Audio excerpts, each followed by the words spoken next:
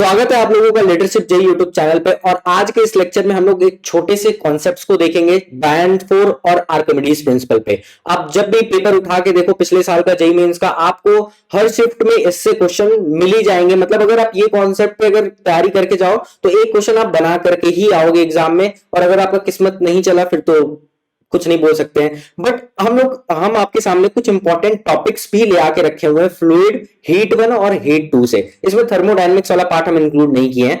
ये जो चैप्टर दिया हुआ है ये चैप्टर तुम्हें काफी बड़ा लगेगा, बट अगर तुम इन टॉपिक्स पे ध्यान दो तो ये टॉपिक्स जो है तुम टॉपिक वाइज अगर क्लियर करते जाओ तो देखो कितने टॉपिक होंगे। बस इतने टॉपिक्स में तुम्हारा ये पूरा चैप्टर एक अच्छे तरीके से कवर हो जाएगा। और हर शिफ्ट में देखो, हर शिफ्ट में तुमको इन टॉपिक से रिलेटेड क्वेश्चन मिलेंगे, स्पेसिफिक हीट से क्वेश्चन मिलेंगे, latent heat, heat transfer, graph वाले क्वेश्चन जो पीवीवीटी होते हैं, चार्ल्स लॉ, बॉयल्स लॉ, इन सब पे जो क्वेश्चंस बनते हैं। ग्राफ वाले क्वेश्चन तो यार एग्जाम में कभी गलत मत करके आना। मैक्सवेल इवेपोरेशन लॉ पे क्वेश्चन होता है, प्रेशर जो डेवलप करता है वॉल पे, फोर्स जो डेवलप करता है लिक्विड कॉलम जो डेवलप करते हैं वॉल्स पे, उससे accelerated fluid, Archimedes principle, buoyancy, Bernoulli's principle, capillary tube और स्टोक्स लॉ। अगर इन टॉपिक्स को देखो तो अगर लाइन से मान लो इन टॉपिक्स पे तुम कंप्लीट करते जाओ, टिक मारते चले जाओ, तो क्या तुम लोग को अगर इन फुल चैप्टर की बात करें तो तुम्हें एक कॉन्फिडेंस फील होगा एग्जाम में अगर इनसे क्वेश्चन दिखते हैं तो। और आज हम लोग क्या करेंगे, आर्किमिडीज प्रिंसिपल पे जल्दी से बात कर लेते हैं कि आर्किमिडीज प्रिंसिपल होता क्या है, बायन फोर्स होता क्या है, और उस पे रिलेटेड एक जेईई में 2019 का सेकेंड शिफ्ट का हम लोग पेपर देखेंगे 9 अप्रैल को जो हुआ था, ताकि आप लोग को ये आइडिया लगे कि नहीं कैसे क्वेश्चन पूछे जाते हैं टॉपिक से जेईई मेंस में। और सच बताया जेईई मेंस में काफी इजी क्वेश्चन होते हैं यार, तो इतना फिक्र करने की जरूरत नहीं है। फटाक से चैनल को सब्सक्राइब कर दो और आगे बढ़ते हैं जल्दी से वीडियो पे, और लाइक कर दो जल्दी से। तो ये टॉपिक्स तो जरूर देख लेना इन चैप्टर से। और अगर आप चाहते हो कि इन टॉपिक्स, इस तरह के टॉपिक्स और हम बताएं आप लोगों को कौन कौन से टॉपिक, जैसे मैकेनिक्स में हम होल मैकेनिक्स का बताएंगे। ऐसा नहीं कि हम वर्क एनर्जी पावर का अलग बता रहे हैं, सेंटर ऑफ मास का अलग बता रहे हैं, रोटेशन का अलग बता रहे हैं, नहीं, सारा एक साथ बताएंगे। तो आपको क्या करना, वो जल्दी जल्दी टॉपिक देख लेना। और किस्मत खराब रही यार तो हम क्या, भगवान भी नहीं बचा पाएगा। तो इसलिए इन टॉपिक्स पे तैयारी करके जाना, ठीक है। मैक्सिमम चांसेस होते हैं 90% की इन्हीं से क्वेश्चन, इन चैप्टर से इन्हीं से क्वेश्चन बनते हैं एग्जाम में। अब फटाक से आर्किमिडीज प्रिंसिपल पे बढ़ते हैं, ध्यान से सुनो। हाँ, तो हम सांस ले लेते हैं। आर्किमिडीज प्रिंसिपल, अच्छा सर, हर साल एग्जाम में क्वेश्चन आते हैं, हर शिफ्ट में क्वेश्चन मिल जाएंगे, क्या होता है जल्दी से देख लेते हैं। तो आर्किमिडीज प्रिंसिपल समझने से पहले ये समझो कि बायन्सी क्या होती है। बायन्सी क्या होती है ये समझते हैं। अच्छा सर, बायन्सी क्या होती है सर? मान लो क्या है, मान लो कि तुम क्या हो, एक बीकर, जाहिर सी बात है नहाते वक्त तुम लोग ये सब बहुत सारे एक्सपेरिमेंट करते हो वैसे तो, बट हम ज्यादा एक्सपेरिमेंट्स की बात नहीं करेंगे, हम छोटे से एक्सपेरिमेंट की बात करते हैं जो तुम लोग बचपन में करते थे, ठीक है। तो बचपन में जो है तुम लोग एक एक्सपेरिमेंट तुम लोग करते हो, कभी डब्बा डाल देते होगे, कभी ईटा भी डाल के चेक किए होगे। तो अगर मान लो हम लोग क्या करते हैं, मान लो अपने पास लिक्विड दे रखा है, ठीक है, लिक्विड अपने पास है, वाटर है मान लेते हैं। अगर इस वाटर में कोई भी ऑब्जेक्ट मान लो सबमर्ज करते हो, कोई भी ऑब्जेक्ट क्या करते हो, सबमर्ज करते हो, एक ऐसा ऑब्जेक्ट लो, क्योंकि पानी में कुछ ऑब्जेक्ट ऊपर तैरते भी हैं, कुछ डूब भी जाते हैं, कुछ फ्लोट करते रहते हैं। ये डिपेंड करता है कि डेंसिटी क्या है मटेरियल की, वाटर की डेंसिटी क्या है, इस पर हम लोग बाद में डिस्कशन करेंगे। लेकिन हम लोग मान लेते हैं कि ये जो ऑब्जेक्ट है अपना, ये ऐसे तैर रहा है, पानी में तैर रहा है। तो जाहिर सी बात है अगर ये ऑब्जेक्ट तुम पानी में डालोगे तो क्या ये ऑब्जेक्ट क्या पानी पे फोर्स लगाएगा, हाँ कि ना? ये ऑब्जेक्ट क्या करेगा, पानी पे फोर्स लगाएगा, हाँ सर लगाएगा। और क्या पानी भी ऑब्जेक्ट पे फोर्स लगाएगा? क्या पानी भी ऑब्जेक्ट पे फोर्स लगाएगा? हाँ सर। क्या फोर्स दोनों लगा रहे हैं? ये जो नीचे वाला फोर्स है ये कौन लगा रहा है? Force due to block, F भी हम लोग बोल सकते हैं, फोर्स ड्यू टू ब्लॉक। और ऊपर भी क्या फोर्स लग रहा है, और ये जो फोर्स लग रहा है क्या ये वाटर की वजह से लग रहा है, क्योंकि पानी भी ऊपर की तरफ फोर्स लगाएगा, हाँ कि ना? हाँ सर। तो क्या नीचे की तरफ फोर्स ड्यू टू ब्लॉक लग रहा है, क्या ऊपर की तरफ फोर्स ड्यू टू वाटर लग रहा है? तो ये जो फोर्स ड्यू टू वाटर है, मतलब जो पानी ऑब्जेक्ट के ऊपर फोर्स लगाता है, जो पानी ब्लॉक के ऊपर फोर्स लगाता है, जब तुम किसी ब्लॉक को पानी के अंदर डालोगे या लिक्विड में डालोगे, तो वो जो लिक्विड ब्लॉक के ऊपर फोर्स लगाता है उसको हम लोग क्या बोलते हैं, बायंट फोर्स बोलते हैं। तो हम लोग क्या बोल सकते हैं, फोर्स ड्यू टू वाटर या फोर्स ड्यू टू लिक्विड, कुछ भी बोल लो। ये किसके इक्वल होता है? ये बायंट फोर्स के इक्वल होता है, बायंट फोर्स के इक्वल होता है। इसी को हम लोग बायंसी बोलते हैं, हाँ कि ना? हाँ सर, आपकी बात समझ में आ गई। क्या समझ में आई? कि जो बायंट फोर्स होता है वो फोर्स ऑब्जेक्ट पे लगने वाला होता है ड्यू टू लिक्विड कॉलम, लिख देते हैं, ऐसे नोट्स बनाया किया करो। ऑब्जेक्ट पे लगने वाला फोर्स, ऑब्जेक्ट पे लगने वाला force due to due to liquid, liquid की वजह से ऑब्जेक्ट पे, हे भगवान ये क्या लिख रहे हैं, लिक्विड ड्यू टू लिक्विड। जैसे व्हाट्सएप पे गर्लफ्रेंड को मैसेज करते हो वैसे लिखोगे ना तो चीजें बहुत अच्छे तरीके से समझ में आएंगी। तो बायन फोर्स क्या होता है, ऑब्जेक्ट पे लगने वाला फोर्स ड्यू टू लिक्विड। अच्छा सर, बायन फोर्स समझ में आ गया, वाह सर वाह। अच्छा सर, जल्दी से आर्किमिडीज प्रिंसिपल भी समझा दीजिए क्या होगा। अच्छा समझा देते हैं, सुनो मेरी बात ध्यान से। आर्किमिडीज प्रिंसिपल क्या होता है? अच्छा सर, आर्किमिडीज प्रिंसिपल क्या होता है, बायन फोर्स समझ में आ गया। अच्छा, आर्किमिडीज प्रिंसिपल, तो देखो जब मान लो ब्लॉक जो है पानी के अंदर जब डालोगे तो क्या ब्लॉक नीचे की तरफ फोर्स लगाएगा जिसको हम लोग एफ बी बोल रहे हैं? क्या वाटर भी ब्लॉक के ऊपर फोर्स लगाएगा जिसको हम लोग एफ डब्ल्यू बोल रहे हैं? हाँ कि ना? हाँ सर। अच्छा सर, ये बात समझ में आ गया कि नीचे की तरफ भी फोर्स लग रहा है, ऊपर की तरफ फोर्स लग रहा है, ये एक बात हुई। अच्छा सर, एक बात हो गई। अब मान लो कि ये जो ऑब्जेक्ट है, इस ऑब्जेक्ट को जब हम लोग वाटर के अंदर डाल रहे हैं, इस ऑब्जेक्ट को हम लोग क्या कर रहे हैं, वाटर के अंदर डाल रहे हैं। एक और फिगर हम लोग बना लेते हैं, थोड़ा ज्यादा अच्छे से समझ में आएगा। अगर मान लो इस ऑब्जेक्ट को, एक सेकेंड, अगर मान लो कि अगर हम लोग इस ऑब्जेक्ट को, इस ब्लॉक को हम लोग वाटर में डाल रहे हैं, एक फिगर से और समझते हैं। फिगर ठीक है ज्यादा बन रहा है बट कॉन्सेप्चुअल क्लैरिटी जो होनी चाहिए वो अच्छी होनी चाहिए यार, ये बात याद रखना। जैसे मान लो अब हम लोग क्या किए, इस वाटर में हम लोग क्या कर रहे हैं, इस ब्लॉक को हम लोग क्या कर रहे हैं, डाल रहे हैं। अच्छा सर डालिए, ओके ब्लॉक को डालते हैं, ओके ओके, ये ब्लॉक हम लोग बना लेते हैं फटाक से, ये ब्लॉक हो गया। अच्छा, तो जाहिर सी बात है ये जो ब्लॉक होगा, ये जो ब्लॉक होगा, क्या ये जब ब्लॉक तुम पानी में डाले तो क्या ये ब्लॉक कुछ हिस्से को डिस्प्लेस किया? ये देखो, क्या पानी के कुछ हिस्से को ये ब्लॉक डिस्प्लेस कर रहा है? हाँ कि ना? हाँ ना बोलना पड़ेगा भैया, कमेंट में जल्दी से हाँ ना बोल दो। क्या ये ब्लॉक पानी के कुछ हिस्से को डिस्प्लेस कर रहा है? क्या हम लोग मान सकते हैं ये वाले हिस्से को ये क्या कर रहा है, पानी के अंदर जाकर के डिस्प्लेस कर रहा है? हाँ सर डिस्प्लेस कर रहा है। हाँ सर डिस्प्लेस किया। तो ये जो हिस्सा वाटर का डिस्प्लेस हुआ है, इस डिस्प्लेस हिस्से का कुछ ना कुछ वेट होगा ना। अरे यार, वाटर जब डिस्प्लेस हुआ तो उस जो डिस्प्लेस्ड वाटर है उसका कुछ ना कुछ वेट होगा। हम लोग बोलेंगे weight of displaced displaced displaced water.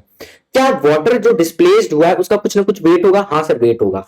और आपको पता है कि इस ब्लॉक के ऊपर एक अपवर्ड फोर्स भी लग रहा है जिसको हम लोग एफ डब्ल्यू बोलते हैं, जो कि एफ डब्ल्यू बेसिकली क्या है, F W is nothing but buoyant force भी है और ये वाटर के वजह से लगने वाला फोर्स भी है ऑन द ऑब्जेक्ट। और इसी फोर्स को हम लोग क्या करते हैं, बायंट फोर्स भी बोलते हैं, या हम लोग एफ बी यार, इसको हम लोग एफ बी ऑलरेडी ले चुके हैं तो इसको, ये बेसिकली बायंट फोर्स भी है, हम लोग यहाँ पे पहले से ले चुके हैं। एफ बी तो हम लोग ये नहीं लेंगे, इसको हम लोग एफ डैश बोल लेते हैं, ठीक है।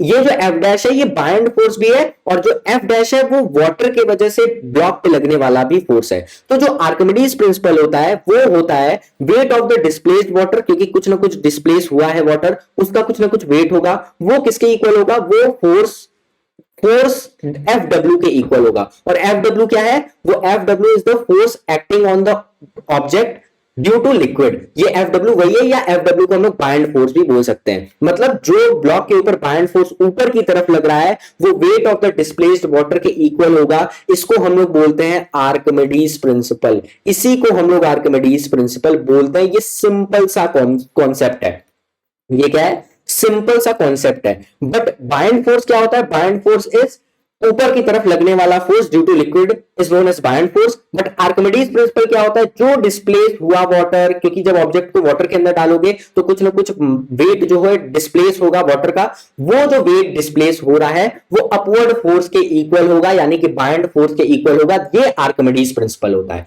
हमको क्या बताना था इसमें, हमको ये छोटा सा कॉन्सेप्ट बताने के बाद थोड़ा सा अब ये बात करना है कि इस पे क्वेश्चन किस तरह से आते हैं और हम लोग क्या करेंगे, इस पे क्वेश्चन भी सॉल्व करके देखेंगे एक जेई मेंस का। तो जल्दी से बात करते क्वेश्चन कैसे होता है। तो बेसिकली देखो, फिर से एक हम लोग डायग्राम फटाफट बना लेते हैं। तो मान लेते हैं ये अपना मान लेते हैं कंटेनर है और इसमें जो है वाटर जो है भरा हुआ है, इसमें जो है अपना वाटर भरा हुआ है, वाटर ये अपना वाटर या लिक्विड बोल लेते हैं, ठीक है, लिक्विड लिक्विड मानते हैं, ये लिक्विड कोई अपना लिक्विड भरा हुआ है। अब मान लो कि इस लिक्विड में अपना कोई ना कोई एक मास अपना जो है ऐसे हम लोग डाल दिए, ऑब्जेक्ट अपना डाले हैं, मस्त, कोई दिक्कत नहीं है, दूसरे कलर से बनाते हैं, अच्छा फील आएगा। मान लेते हैं अपना एक मास जो है इसमें हम लोग सबमर्ज कर दिए, ठीक है, ये जो है हम लोग मास जो है सबमर्ज कर दिए। तो अब ध्यान से देखो, जब हम लोग मास सबमर्ज किए तो क्या इसका कुछ पोर्शन पानी के अंदर है और कुछ पोर्शन क्या पानी के बाहर है, कुछ पोर्शन क्या पानी के बाहर है, हाँ कि ना? तो इसमें क्वेश्चन कैसे आएगा, तो ध्यान से देखो, इस पे दो फोर्सेज एक्ट हो रही हैं, एक तो नीचे की तरफ जो कि हम लोग बोल सकते हैं फोर्स ड्यू टू ब्लॉक की वजह से लगने वाला फोर्स, और एक जो होगा फोर्स ड्यू टू वाटर की वजह से लगने वाला फोर्स। हम लोग मान लेते हैं कि इस जो वाटर है या लिक्विड है, लिक्विड मानते हैं, इस लिक्विड की जो डेंसिटी है वो है रोएल। उस लिक्विड की डेंसिटी क्या है? रोएल है। और इस मटेरियल की डेंसिटी क्या है? मटेरियल की डेंसिटी मान लेते हैं रोएम है, मटेरियल की डेंसिटी है। ओके सर, समझ में आ रही है। और जो टोटल वॉल्यूम है, V is the total volume, total volume, V जो है वो टोटल वॉल्यूम है इस ऑब्जेक्ट का। और ये जो रेड वाला पार्ट है ये V डैश मान लेते हैं, ये V डैश मान लेते हैं, ये जो है सबमर्ज्ड पार्ट है, सबमर्ज्ड पार्ट। ये जो है जो पानी, एक सेकेंड यार राइटिंग बिगड़ जा रही है, सबमर्ज्ड पार्ट, ये जो है सबमर्ज्ड पार्ट है, कितना पार्ट पानी के अंदर है, ये V डैश है। तो जो ऊपर की तरफ फोर्स है वो नीचे वाले फोर्स के इक्वल है। आप लोग को पता होगा कि जो फोर्स होता है वो ma के इक्वल होता है, और जो डेंसिटी होती है वो मास बाय वॉल्यूम के इक्वल होती है। तो हम लोग क्या m की जगह रो v लिख सकते हैं, हाँ कि ना? तो force is equal to rho v, और एक्सेलरेशन होगा, हाँ कि ना? तो फोर्स को हम लोग रो v a भी बोल सकते हैं, हाँ जनरली बोल सकते हैं, हाँ सर बोल सकते हैं, कोई दिक्कत वाली बात नहीं है। अच्छा सर, अब हम लोग क्या करेंगे, एफ डब्ल्यू और एफ बी को इक्वल कराएंगे। क्यों? क्योंकि ये बेसिकली पानी में फ्लोट कर रहा है, यानी कि फ्लोट करने का मतलब ऊपर वाला फोर्स नीचे वाले फोर्स के इक्वल होगा। अगर मान लो कोई आदमी एक जगह टिका हुआ है और उसको दोनों तरफ से खींच रहे हो और वो बीच में टिका हुआ है, तो क्या इधर वाला फोर्स इज इक्वल टू उधर वाला फोर्स? उसी तरीके से ये ऑब्जेक्ट अगर बीच में टिका हुआ है तो क्या ऊपर वाला फोर्स इज इक्वल टू नीचे वाला फोर्स? यानी कि हम लोग बोल सकते हैं F W is equal to F B, हाँ कि ना? हाँ सर, आपकी बात समझ में आ रहा है। ओके सर, आपकी बात समझ में आ रहा है। अब देखो एफ डब्ल्यू क्या है। अच्छा सर, एफ डब्ल्यू क्या है? पहले हम लोग एफ बी निकालते हैं फिर एफ डब्ल्यू निकालेंगे। अच्छा सर, फोर्स बेसिकली क्या होता है? रो वी ए। अच्छा, तो नीचे की तरफ लगने वाला फोर्स है, नीचे की तरफ फोर्स लगने वाला है। अच्छा, नीचे की तरफ जो फोर्स लग रहा है वो किसके वजह से लग रहा है? ऑब्जेक्ट की वजह से लग रहा है। तो हम लोग क्या बोलेंगे? Density of the object. Density of the object बोलो या डेंसिटी ऑफ द मटेरियल बोलो, मटेरियल लिए तो मटेरियल बोलते हैं, क्योंकि जो एफ बी लग रहा है वो नीचे की तरफ लग रहा है, और किसकी वजह से लग रहा है? ऑब्जेक्ट की वजह से लग रहा है। तो हम लोग किसकी डेंसिटी लेंगे? मटेरियल की डेंसिटी लेंगे। अब वॉल्यूम लेना है। वॉल्यूम क्या है? जो नीचे की तरफ फोर्स एफ बी लग रहा है वो कितने वॉल्यूम पे लग रहा है? क्या, सॉरी, वो कितने वॉल्यूम की वजह से लग रहा है? तो क्या ये टोटल वॉल्यूम की वजह से लग रहा है? जो ऑब्जेक्ट की टोटल वॉल्यूम है, क्या टोटल वॉल्यूम की वजह से नीचे फोर्स लग रहा है? तो हम लोग क्या उसको बोलेंगे? कैपिटल वी, क्योंकि जो टोटल वॉल्यूम है ऑब्जेक्ट का वो कैपिटल वी माने। और नीचे की तरफ एक्सेलरेशन क्या? ग्रेविटी है, दैट इज जी, हाँ की ना? हाँ सर, आपकी बात समझ में आ रही है। अच्छा सर, ये क्या है? एफ बी है। अच्छा सर, ये एफ बी है। और एफ डब्ल्यू क्या है? एफ डब्ल्यू क्या है भैया? F W is the water की वजह से लगने वाला फोर्स या लिक्विड की वजह से लगने वाला फोर्स ऑन द ऑब्जेक्ट। ठीक है, तो एफ डब्ल्यू ये है। अब ध्यान से सुनो, अब अपने को क्या लिखना है? एफ डब्ल्यू लिखना है। एफ डब्ल्यू लिखने के लिए रो वी ए फिर से चाहिए होगा। तो डेंसिटी जो है वो डेंसिटी, ये जो एफ डब्ल्यू फोर्स आ रहा है ये किसकी वजह से आ रहा है? ये फोर्स पानी की वजह से आ रहा है। तो हम लोग किसका लेंगे density? Density of the liquid, density of the liquid. और वॉल्यूम, ये जो फोर्स लग रहा है, जो डेंसिटी की वजह से या जो लिक्विड की वजह से जो फोर्स लग रहा है वो कितने वॉल्यूम पे लग रहा है भैया? वो जितना वॉल्यूम पानी के अंदर होगा या लिक्विड के अंदर होगा, क्या उतने ही पार्ट पे वो फोर्स लगेगा? और कितना पार्ट पानी के अंदर है या लिक्विड के अंदर है? वो वी डैश है। सबमर्ज्ड पार्ट इज द पानी के अंदर वाला पार्ट। तो हम लोग क्या लिख लेंगे? We dash. और एक्सेलरेशन क्या होगी? ग्रेविटी होगी, हाँ की ना? हाँ ना बोलना पड़ेगा भैया। और अगर ये बीच में टिका हुआ है तो हम लोग बोल सकते हैं F B is equal to F W, और एफ बी की वैल्यू क्या आ रही है? Rho M V G is equal to rho L V dash G, हाँ ना बोलना पड़ेगा सर? हाँ सर, आपकी बात समझ में आ रही है sir, very good sir, comment में वाह वाह कर दो, बहुत अच्छा। तो क्या हम लोग एफ डब्ल्यू को एफ बी के इक्वल दिखा देंगे? इसी रिलेशन के बेसिस पे आप लोगों को मैक्सिमम क्वेश्चन एग्जाम में मिलेंगे। और आर्किमिडीज प्रिंसिपल में थोड़े से अच्छे सवाल भी आते हैं, थोड़े से लॉजिक वाले सवाल भी होते हैं आर्किमिडीज प्रिंसिपल में।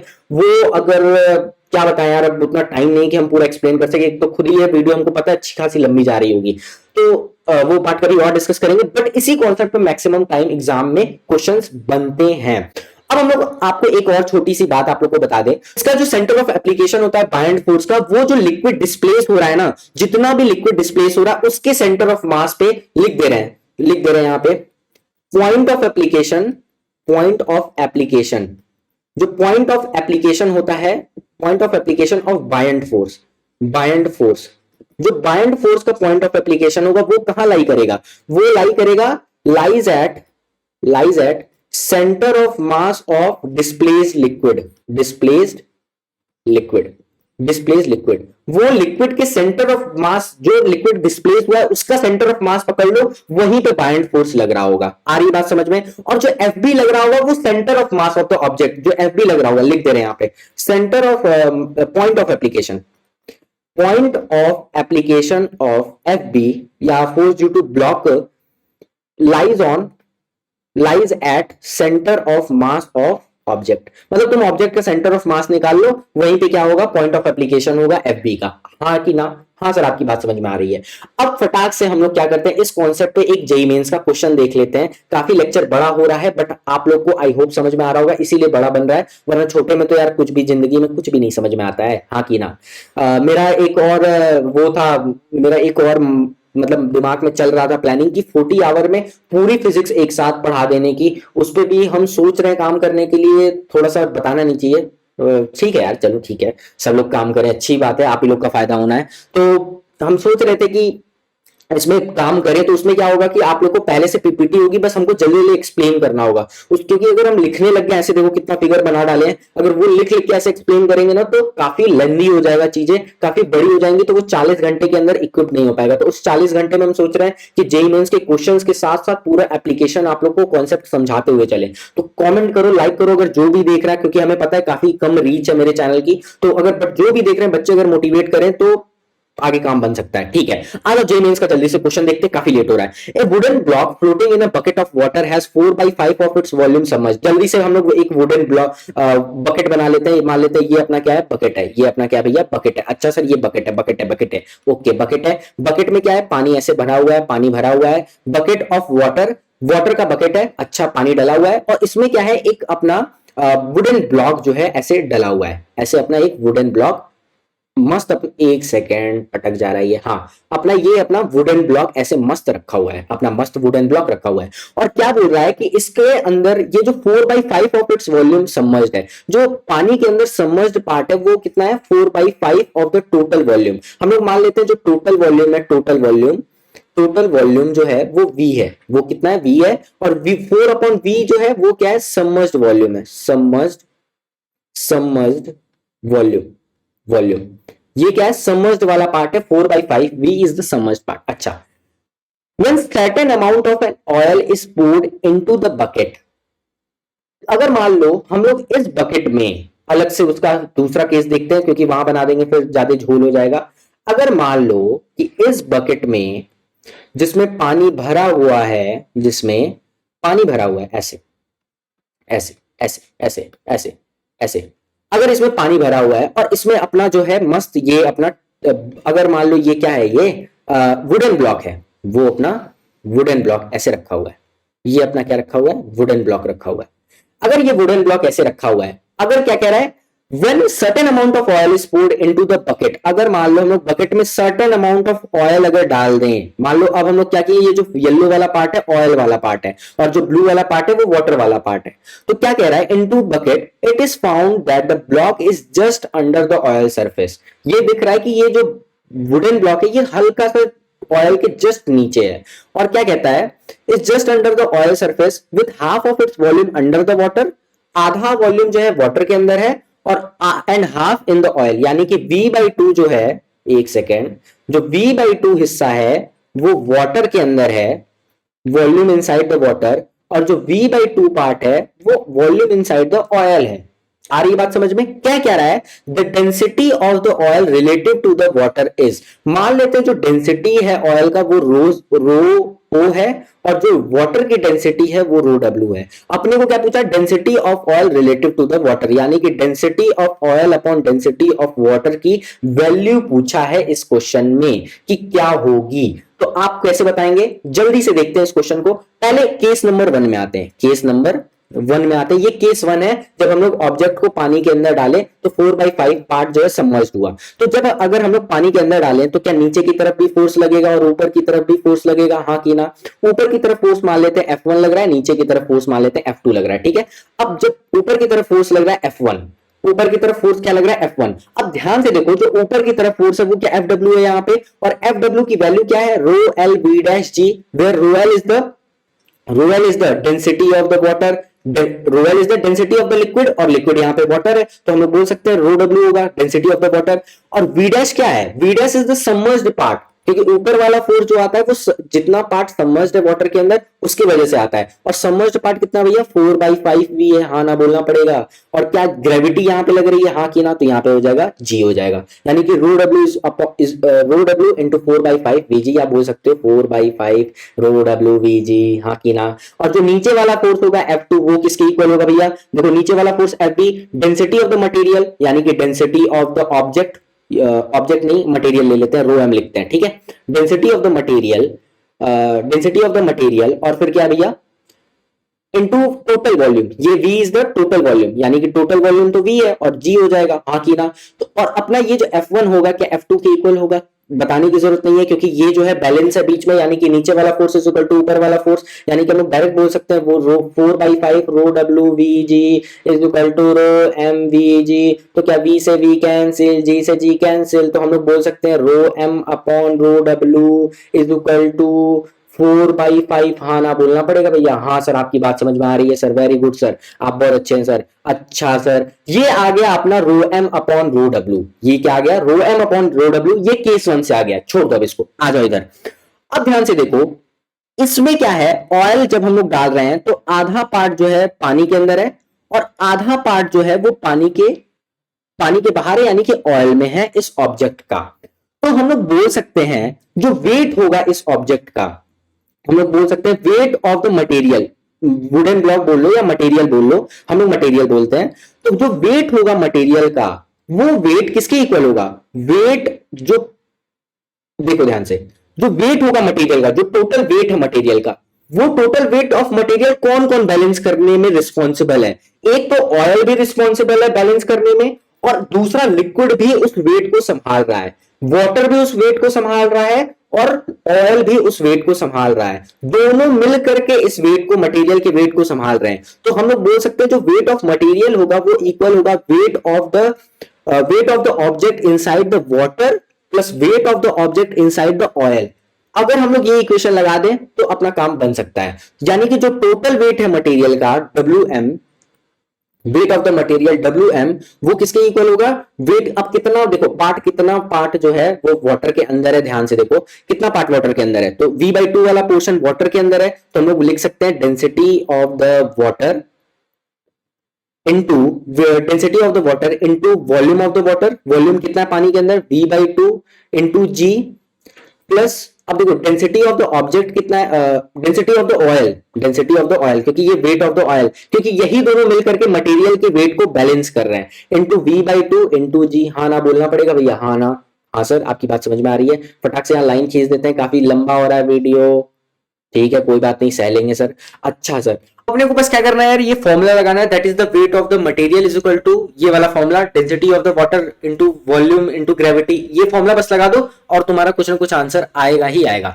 तो अब ध्यान से देखो, वेट ऑफ द मटेरियल क्या होता है, मास of the material into gravity. तो मास ऑफ द मटेरियल क्या हो जाएगा, that is density of the material into volume of the material, और ये जो वॉल्यूम है मटेरियल का वो टोटल वॉल्यूम कितना है, वो V है, into gravity is equal to density of the water V/2G plus density of the oil V/2G, हाँ की ना। तो क्या G से G कैंसिल हो जाएगा, क्या V से V कैंसिल हो जाएगा, तो बचेगा क्या अपने पास 2 times of density of the material is equal to density of water plus density of the oil, हाँ की ना। तो अब ध्यान से देखो, हम लोग क्या कर रहे हैं, डेंसिटी ऑफ द वाटर जो है कॉमन ले रहे हैं, तो जैसे ही density of the water common लोगे तो क्या ये rho M upon rho W is equal to 1 plus rho naught बचेगा, हाँ की ना, अपॉन रो डब्ल्यू, क्योंकि रो डब्ल्यू कॉमन लिए हम लोग। अब ध्यान से देखो, ये जो रो एम अपॉन रो डब्ल्यू है, ये रो डब्ल्यू है, ये रो एम अपॉन जब रो डब्ल्यू जो है वो 4/5 के इक्वल है, 4/5 यानी कि हम लोग 8/5 बोल सकते हैं। -1 करोगे तो क्या density of oil upon density of water आएगा, 5 एलसीएम लो तो 5 एलसीएम लो, मतलब एलसीएम जो भी लेना है यार लो,